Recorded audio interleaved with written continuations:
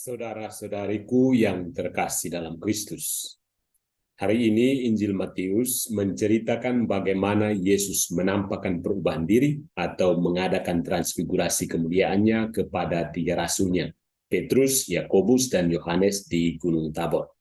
Tetapi sebelumnya di dalam Injil Matius, Yesus justru telah mengatakan kepada para murid-muridnya bahwa ia akan pergi ke Yerusalem dan di sana ia akan menderita dan mati dibunuh. Namun pada hari ketiga akan bangkit kembali. Sebelum pergi untuk naik gunung yang lazim disebut Gunung Tabor bersama dengan ketiga muridnya Petrus, Yakobus, dan Yohanes, Yesus sekitar sepekan sebelumnya sudah memberitahukan kepada segenap muridnya bahwa ia harus menderita, dibunuh, namun akan bangkit kembali. Dan pada saat itu Yesus dengan tegas mengatakan kepada murid-muridnya, barang siapa mau mengikut aku, ia harus menyangkal dirinya, memikul salibnya, dan mengikut aku. Murid-muridnya kecewa mendengar ucapan Yesus itu. Maka Petrus menegur Yesus, katanya, Tuhan, kiranya Allah menjauhkan hal itu. Hal itu sekali-kali tidak akan menimpa engkau. Jawab Yesus sangat tegas, enyahlah iblis, engkau satu batu sandungan bagiku. Sebab engkau bukan memikirkan apa yang dipikirkan Allah, melainkan apa yang dipikirkan manusia. Inilah latar belakang kehendak Yesus mengajak Petrus bersama dengan Yakobus dan Yohanes naik ke Gunung Tabor, di mana Yesus memperlihatkan dirinya dalam keadaannya yang mulia.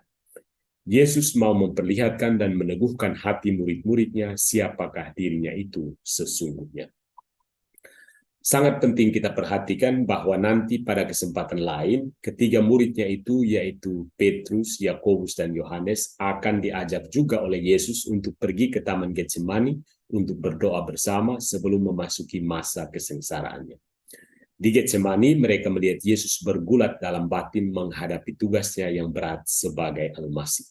Ternyata Yesus, guru mereka yang telah berbuat baik, menolong banyak orang, dan yang sebelumnya telah mereka saksikan sendiri kemuliaannya di Gunung Tabor, ternyata memang harus menderita. Patut kita perhatikan bahwa suara dari awan di langit yang terdengar di Gunung Tabor yang berbunyi, inilah anak yang kukasihi, kepadanya lah aku berkenan, dengarkanlah dia, adalah ulangan suara dari surga yang terdengar ketika Yesus dibaptis di Sungai Yordan. Inilah anakku yang kukasihi, kepadanya lah aku berkenan. Apakah pesan Yesus yang disampaikan Yesus kepada kita dalam Injil Matius hari ini? Kita harus selalu terbuka untuk mendengarkan sabda Tuhan dan selalu bersedia melaksanakannya dengan jujur dan setia. Sabda Tuhan itu ialah memperhatikan dan melaksanakan hubungan antar perjuangan dan kemenangan. Dengan bahasa Alkitabiah, Kristiani antara penderitaan dan keselamatan atau kemuliaan. Petrus, Yakobus, dan Yohanes sudah mendengarkan sabda Yesus, menyaksikan kemuliaan Yesus di Gunung Tabor, tetapi kemudian juga menyaksikan pergulatan batin Yesus di Taman Getsemani, bahkan juga penderitaan fisik dan maut di Golgota. Karena itu, barang siapapun seperti ketiga murid Yesus itu mau ikut mengambil bagian dalam kemuliaan Yesus kelak di surga, harus bersedia juga mengambil bagian dalam penderitaannya. Cerita Injil Matius tentang transfigurasi Yesus hari ini mengingatkan kita untuk selalu mendengarkan sabda Allah di dalam hidup kita.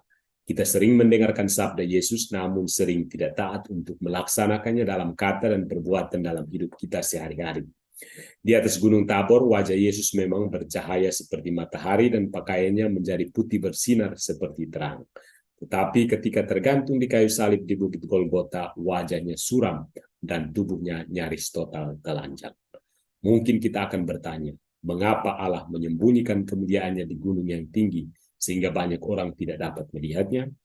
Mengapa Allah tidak menyelamatkan dia dari hukumannya di kayu salib? Jawaban kita manusia ialah kebijaksanaan ilahi, bukanlah kebijaksanaan manusiawi. Agar sungguh mampu memahami kemuliaan Allah dalam diri Yesus, kita harus bersedia memperhatikan dan memahami apa yang terjadi di kedua gunung atau bukit ini, baik Tabor maupun Golgota. Transfigurasi atau perubahan penampakan diri Yesus dapat kita lihat dan kita pahami sebagai suatu modus atau cara kehadiran Kristus yang memperhatikan segalanya, seperti yang dapat kita alami dan membingungkan diri kita, sehingga kita tidak tahu harus berbuat apa. Tetapi Kristus selalu menunjukkan wajahnya yang sebenarnya dalam menghadapi situasi dan kondisi yang dialami. Wajah Kristus yang girang gembira maupun yang sedih, bersinar ataupun suram, dan senyum lembut dan penuh kasih, tetapi juga marah, namun selalu setia akan sabda dan kehendak Bapanya, yang selalu mau memberikan hiburan dan perdamaian. Semoga apapun yang kita lihat dalam pengalaman Yesus di Golgota selalu kita satukan dengan apa yang kita lihat seperti Petrus, Yakobus, dan Yohanes dalam pengalaman Yesus di Gunung Tabor. Penderitaan bukanlah sesuatu yang kita cari, bukanlah pula nasib definitif kita, melainkan merupakan suatu jalan menuju kebahagiaan seperti telah ditempuh oleh Yesus Kristus sendiri. Semoga